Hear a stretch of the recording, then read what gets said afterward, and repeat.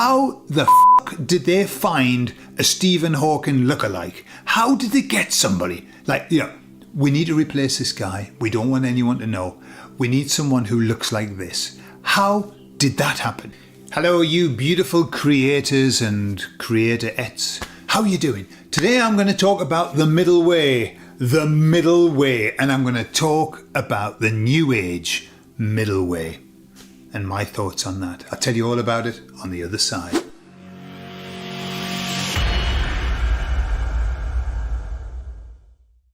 So in a conversation with the emissaries, I was asking them how this big push is going, this big push that we're in. And they said, it's going so well, it's unstoppable, it's indefatigable, right? And that's not an easy word to say, indefatigable. I learned that word from War of the Worlds. What was the name of the actor that said that? He used to be married to Elizabeth Taylor. Can't remember his name now, but he used the word indefatigable.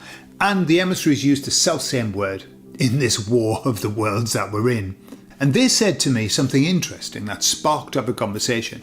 Because they said, it's much easier now because the sides are becoming very clear and we only have to work on one side. They said, because of this split happening, there is no middle ground anymore. The middle ground is falling away.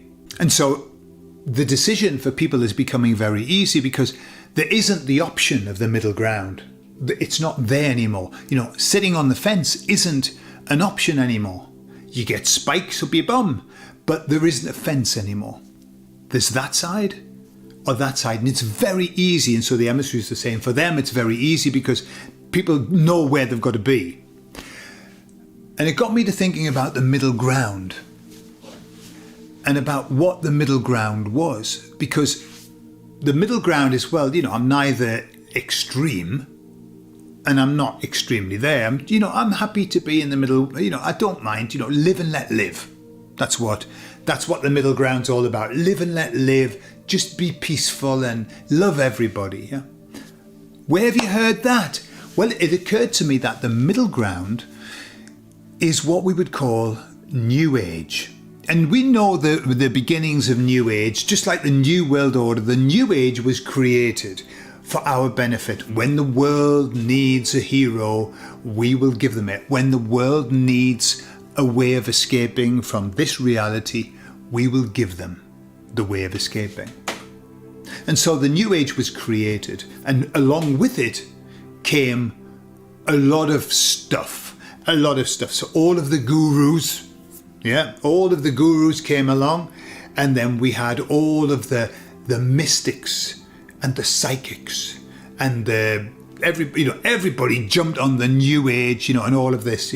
I'm in touch with all the channeling, shut half your mouth, Gordon, all the channelers and stuff like that. And for a good while, I suppose if I went back 20 years, I would say I was probably New Agey. I was very New Agey.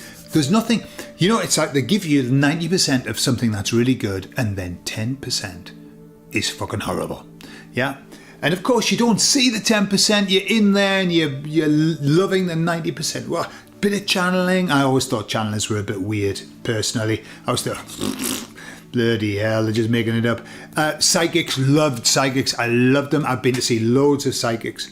Some really good ones as well, really good ones. As I mentioned, gurus as well. I've had my fair share of gurus, and Anthony Robbins, Tony Robbins. I used to love him. Deepak Chopra. And what's happened? Well, the pandemic did us the biggest service ever. It served us because what it did was it showed that the middle ground, the New Age movement, was a pile of shit. That it was devilish, really. Faking something beautiful, and it was devilish. Now, I'm not saying that all people who are psychics are devilish. I'm not saying that. I'm not saying that all people who channel are channeling bad stuff. I'm not saying that either. Why would I? What I'm saying is that what was sold to us, love everybody, just live and let live, and just whatever, I mean that really was the premise of what Aleister Crowley invented, which was do as thou wilt. Yeah, do what you want. Do what you want. And that was kind of the theme that was coming out of the and it also became a bit culty as well. You know, the New Age was culty, wasn't it? It was like, do you believe in it? Well, you should, because and I'm not going to speak to you because you're not. You've got a bad vibe. I think you've got something. You've got like demons attached to you. All of that. And then COVID came along, and then we started noticing that the gurus were saying things about the fact that we all should just do what we're told. We should just do what we're told. The Jehovah's Witnesses who have been anti-disestablishmentarianism all of the history, anti-government, Babylon, they're great, Christendom, all of that, then started saying, if you don't get that, you can't come, you can't join in with us, yeah? Just, you've got to wear a mask. Don't come to the Kingdom Hall. We're going to do everything through Zoom, and make sure you get that, because if you don't, nobody's going to talk to you. Deepak, like a deep pack of bollocks. That's what he was selling, a deep pack of bollocks. He was very pro mask, pro this. There was another guru, the one with the big hat and the beard. I've heard him a number of times talking about how we should reduce the population of the world. And he was talking about how important it was to be getting this. And we discovered who it was that was there to promote the story, to promote the propaganda. And all of those in that middle area on the fence, in the middle, nice, safe area, all of those showed the true colours. The ones who didn't moved over and realised that I had to run away screaming. I can't begin to tell you the amount of people that have told me that they stopped associating with their friend who was a Reiki master, with their friend who was a psychic, because all they did was talk about what they have to do in the pandemic and they should be getting that. So there was this big shift that happened. I don't know whether it happened to you. It certainly did for me. And the fun thing is, for example, when I'm not psychic, I'm not. No, I'm not. I have my moments, and I have some great friends who keep me up to speed with stuff. But from the very beginning of the pandemic, I knew it was a pandemic. Before it even started, I knew it was going to be a pandemic. From the very beginning, I knew that there was no fucking way that I was going to put that in my arm. I knew that. And I'm not psychic. And yet, I met psychics, and I've seen psychics online, who were absolutely certain that the only right way forward was to get that, to do that, to keep your distance. And I thought, well, they're not fucking very good, are they? They're not very good psychics. They're a pile of shit, aren't they? You know, you can't even see what's in front of you. A friend of mine had a Reiki master friend, and all she did was talk about the importance of wearing a mask and keeping your distance and getting the jab and all of that. And personally, for me, that was where I fell out of love with all of that. I fell out of love with that middle ground. The middle ground is not a good place. It's not really middle ground. It's over their side. It's just pretending to be middle ground, when in fact it's not. Now, I mentioned Tony Robbins. During the pandemic, he spoke out. He spoke out, and he was saying, this is not right, it doesn't make sense. Good on you, Tony. He chose his side, and I bet, and I've got a funny feeling that he paid a very, very high price, because he was in that place with all, he was there, doing his big shows and everything. My guess is that that's not the case now. And my guess is that maybe he doesn't want it to be the case now. The shine comes off, doesn't it? When you live something like the pandemic and when you see it happening, the shine's taken off what the world can offer. And then, of course, we've got Deepak, who's coming out in the files. And he isn't the only guru who is figuring in the files.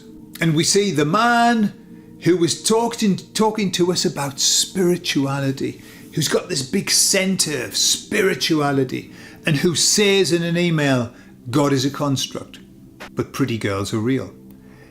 And you think, wow. Firstly, what was he thinking about writing that in an email?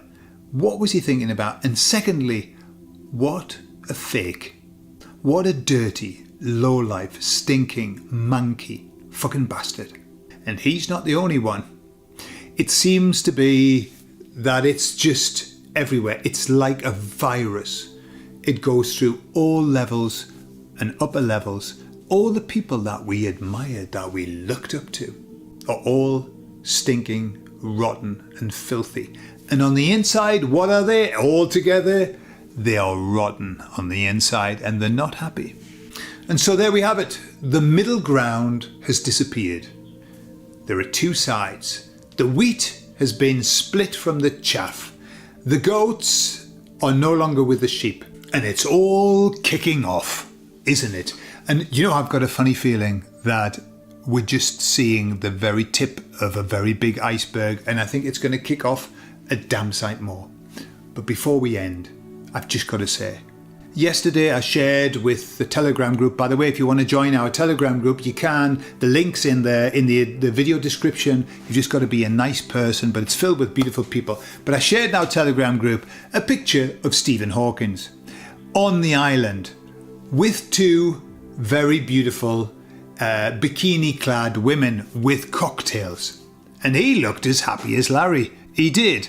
Whoever Larry is, that we might compare ourselves with him. He's there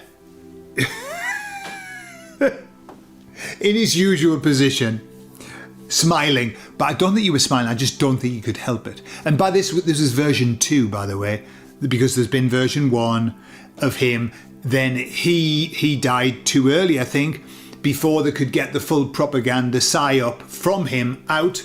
And so they had to replace him with a lookalike.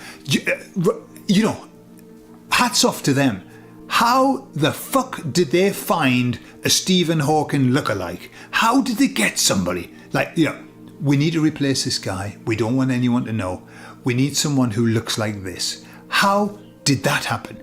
Yeah, you know, was it just a man round the corner? You know, well, Sid in Princess Street, he looks a bit like him. No, how do you find somebody who looks like Stephen Hawkins? For fuck's sake. Anyway, so they got the number 2 version, right? He's on the island. I don't know if it's number 2 or number 1 on the island.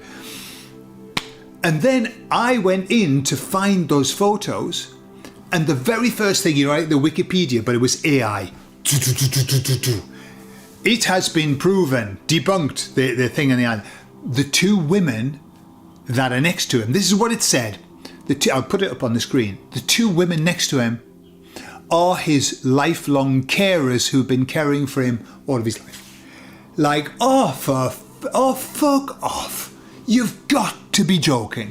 That these 2, my mum lives in a home for elderly people. It's filled with carers. I have never seen any carer look like that. In a bikini, holding a cocktail glass. I've never seen any. I mean, they're beautiful. The carers are lovely, but they are not like that. People who go into caring for people and wiping their arse and you know, doing all kinds of stuff, they're not like those girls on Epstein's Island. So I just thought it was funny that I feel we must put this here because we've got to save the reputation of Stephen Hawking. Number 2 or number 1, I don't know which one was that. So there you are.